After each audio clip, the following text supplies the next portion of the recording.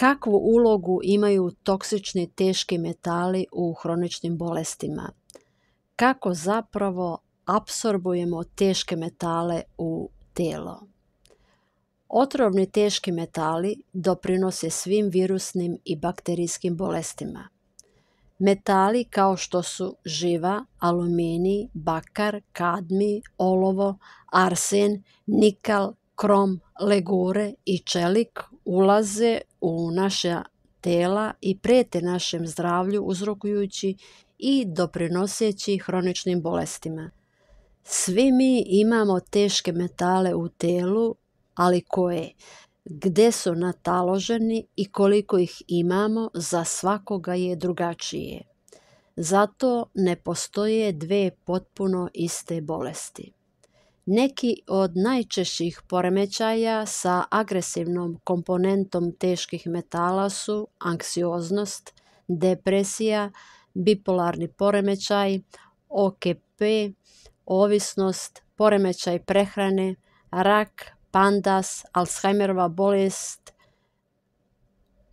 Parkinsonova bolest, ADHD, poteškoće u učenju, oštećenje vida, kašnjenja u govoru, problemi mokrenje u krevet, neurološka astma, Lymeska bolest, MS, srčane aritmije, fibrilacija atrija, lupanje srca, poremećaj spavanja, dijabetes tipa 2, tamni kolutovi ispod očiju, fibrilacija i još mnogo toga.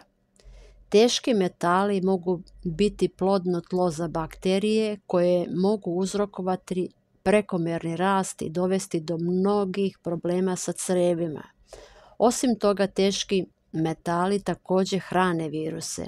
Kada se virus hrani teškim metalima, izlučuje daleko toksičniji i opasniji neurotoksin koji uništava naš srdični živčani sistem, centralni nervni sistem, uzrokujući niz simptoma i bolesti. Osim toga, ti metali imaju destruktivni ionski naboj koji oštećuje naše stanice. Kao što znamo, metal može hrđati. Taj se proces može odvijati i u našem telu. Kada metali oksidiraju u našim telima, stvaraju otrovne otpadne vode koje oštećuju svako tkivo na svom putu. Zračenje i DDT u mozgu mogu ubiti moždano tkivo ubrzavajući oksidaciju metala. Prehrana sa visokim udjelom masti proteina također brzo povećava brzinu oksidacije. Teški metali se nalaze u svakom pojedinom farmaceutskom i medicinskom postupku, ali i u vodi iz slavine, u mlaznom gorivu koje pada s neba, u bakrenim vodovodnim cijevima, u restoranskoj hrani koja se priprema na metalnim posudama uz snažno struganje metalnog posuđa, u pesticidima, herbicidima i fungicidima. Metali se prenose sa kolena na koleno. Zapravo se rađamo sa teretom teških metala iz naše porodične loze jer se oni prenose pri začeću i apsorbiraju u materici. Živa. Od svih toksičnih teških metala živa je najrazornija i najrasprostranjenija. Živa ostaje u krvnoj lozi tisućljećima, to je hiljadama godina, prenosi se sa kolena na koleno, postajući sve jača i jača. Razlog zašto svi nosimo živu je vađenje žive, koje je počelo pre 2 do 3 hiljade godina. Jedan od mnogih načina na koji je živa ušla u naša tela i prenela se niz naše porodične loze bila je upotreba živinog eliksira iz 17. i 18. vijeka.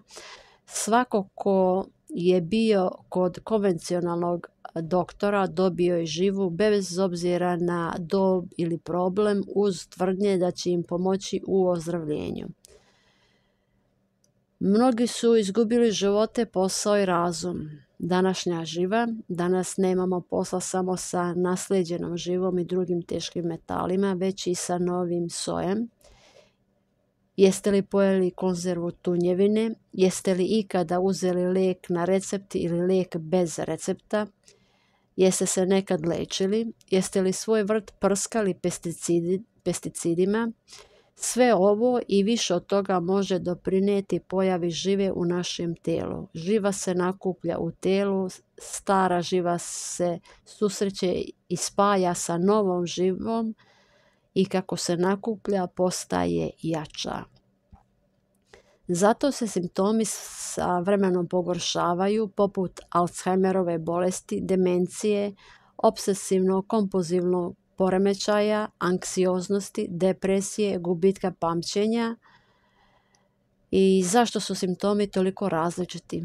Teški metali nakupljaju se na različitim mjestima u mozgu i tijelu, kod svakoga je drugačije.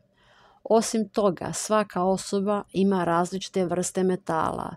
Ove pojedinačne kombinacije su legure koje se međusobno reflektuju i uzrokuju još veće probleme.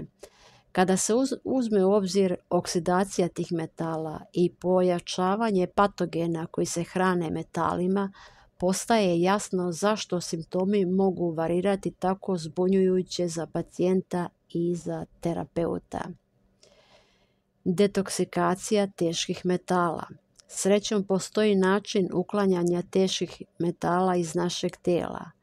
Najučinkovitiji način detoksikacije od teških metala je dnevna konzumacija ovih 5 sastojaka. Spirulina, alga koja odvodi teške metale iz mozga, središnjeg živčanog sistema i jetre, također upija teške metale ekstrahirane konzumiranjem soka ječmene trave u prahu. Sok ječmene trave u prahu je sposoban čistiti teške metale, također priprema živu za apsorpciju od strane spiruline. Korijander prodire duboko u teško dostupna mjesta i uklanja stare metale. Divlje borovnice izvlače metale iz moždanog tkiva dok popravljaju sve praznine uzrokovane oksidacijom uklanjanja metala. Imaju jedinstvene fitonutrijente koji imaju posebne sposobnosti detoksikacije i posebno su korisni za mozak. Atlantic dulce, ova alga veže olovo, aluminij, bakar, kadmij i nikal, a može ukloniti čak i živu. Pritom prodire duboko u probavni trakt i crijeva kako bi potražio skrivenu živu, a kada pronađe teški metal, veže ga i otpušta tek kada sigurno izađe iz vašeg tijela.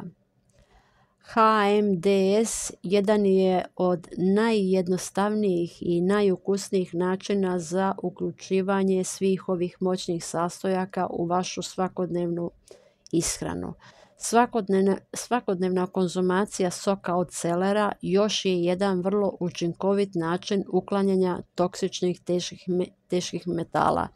Sok od celera veže oksidativne izučevine teških metala i neutrališe ih. Osim toga, nevjerovatne mineralne soli u soku celera imaju sposobnost ublažiti destruktivni naboj teških metala i učiniti ih uspavanima, čineći ih puno manje agresivnim.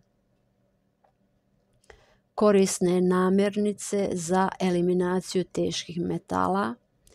Ako se usredsredite na eliminaciju teških metala, uvijek uključite mnogo voća i zelenog lisnatog povrća jer osiguravaju glukozu i mineralne soli. Određene namirnice čak su posebno korisne u eliminaciji toksičnih teških metala.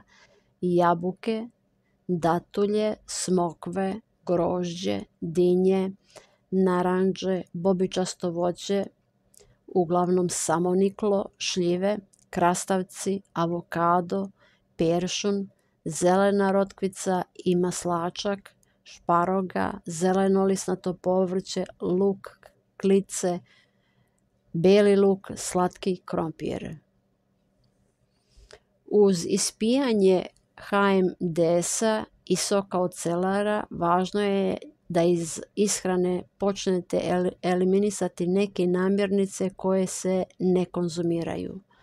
Počnite sa izbacivanjem jaja, mlečnih proizvoda i pšenice jer njihova konzumacija znatno otežava detoksikaciju. Također je imperativ da smanjite unos masti, bilo iz biljnih ili životinjskih izvora.